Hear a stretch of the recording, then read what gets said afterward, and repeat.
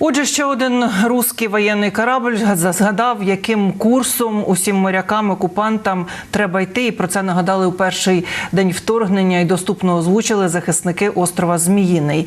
І допомогли згадати, звісно, невідомі спритні морські дрони. Про бавовну у Новоросійську і поки що окупованому Криму. Таємну доповідь голови СБУ. Білоруський цирк на дроті і цілком нециркову підготовку російських провокацій на території Білорусі. Події 527-го дня Великої війни з Росією у матеріалі Олексія Пасака.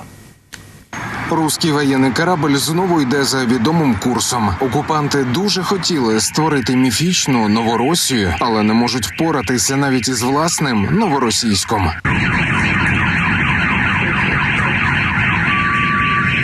Тривожна ніч для Москолоти. Міністерство нападу Тимчасової Федерації у своїх найкращих традиціях брехливо бурмотить. Буцімто знищили 2 морських дрони ЗСУ, які намагалися атакувати військову базу в Новоросійську. І очікувано, загарбники у зведенні чомусь забувають розповісти найважливішу новину про те, як заслужений оленяр Шойгу не вгледів великий десантний корабель «Оленегірський гірник».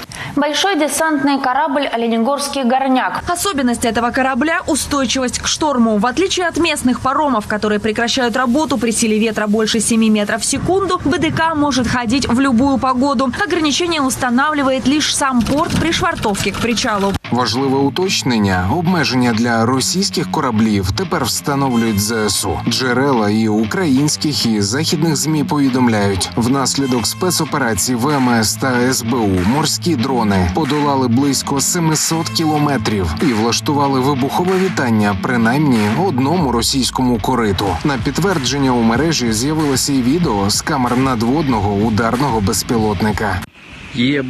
Так ебнуло, нихуя себе, не успел.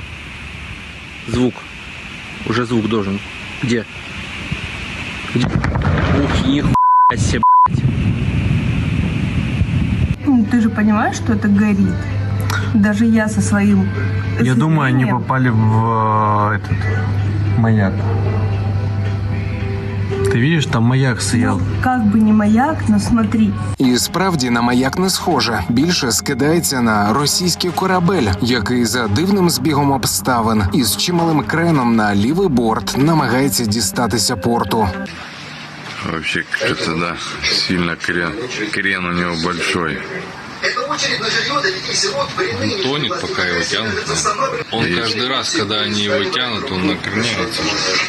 Майже потонув, але у стані напівлежачі до порту дістався. Це можна побачити на нових супутникових світлинах. Утім, навіть якщо Оленегірський гірник не зустріне крейсер «Москва» просто під час ремонту, істотна користь для України від цих подій однозначна. Це потужний удар по самолюбству того самого Чорноморського недофлоту. Суттєвий мінус в логістичному забезпеченні. Паромна переправа не впорується з тим, що потрібно перевозити в якості військових вантажів.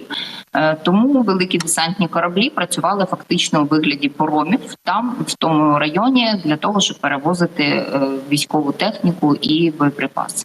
Відновлення і самого корабля, і екіпажу на це буде потрібний довгий час. Новоросійські росіяни дуже тривалий час, як мінімум з осені минулого року, вони використовували перевалочну базу для доставки морським транспортом військових вантажів або на тимчасово окупований Крим, або в Маріуполь та Бердянськ. Тому, грубо кажучи, значення цього виведеного десантного корабля із строю, не в тому, що там якась кількість рашистів може загинути, хоча якби теж такий собі приємний бонус, а в тому, що якби у росіян мінус один корабель, який зараз буде їм возити боєприпаси для контрнаступу на півдні. Тому, знаєте, це ще один такий приємний момент, який посміхатися як чеширський кіт. Але цікаву ніч була не лише на Росії, а й у тимчасово окупованому Криму, у Феодосії.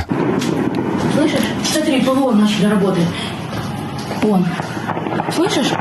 Ты слышишь меня? Тебя слышно? Вон опять, смотри. Нефтебазу. Росіяни вкотре запевняють, що збили над Кримом десяток дронів, а ще 3 посадили завдяки радіоелектронній боротьбі. Мабуть, тому ця робота РЕП більше схожа на потужний вибух. Бавовни у росіян буде більше. На 3-годинному засіданні Ставки Верховного Головнокомандувача розмови про фронт, логістику та забезпечення військ, а ще про аналіз застосування високоточної зброї. Деталі президент Володимир Зеленський не повідомив, але результатами ударів задоволений. Так само, як і роботою СБУ. Була сьогодні й доповідь керівника СБУ Малюка. Зміст не буду озвучувати. Скажу лише те, що всі ми вдячні Службі безпеки України за повернення війни назад державі-агресору. Що несеш світу, з тим сам і опиняєшся. Росія натомість може накопичувати сили для нового удару з повітря, зауважили в силах оборони Півдня. Тож ігнорувати повітряні тривоги не варто. А надто після принизливого ляпаса окупантам в Новоросійську. Мешканці Ізмаїла, що на Одещині, за останні тижні не раз були свідками масованого ракетного терору. Ну, страшно, конечно.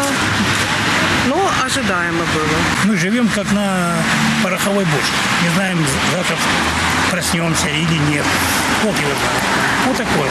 За 1,5 року Великої війни українці поступово адаптувалися навіть до постійних ракетних атак. Але ворог хоче вигадати нову масштабну провокацію. В СБУ повідомили, що росіяни хочуть влаштувати диверсію на Мозирському нафтопереробному заводі у Білорусі. Нібито теракт влаштують під виглядом українських диверсантів. Підготовкою вже займається спецгрупа окупантів. Свідчення СБУ отримали через листування в телефоні полоненого росіянина, якого захопили на Запорізькому напрямку. Але поки ворог міркує, як максимально втягнути Білорусь у війну проти України, справжню наругу над психікою чинять майбутні білоруські військові. Наприклад, такими виступами, більше схожими на циркову виставу.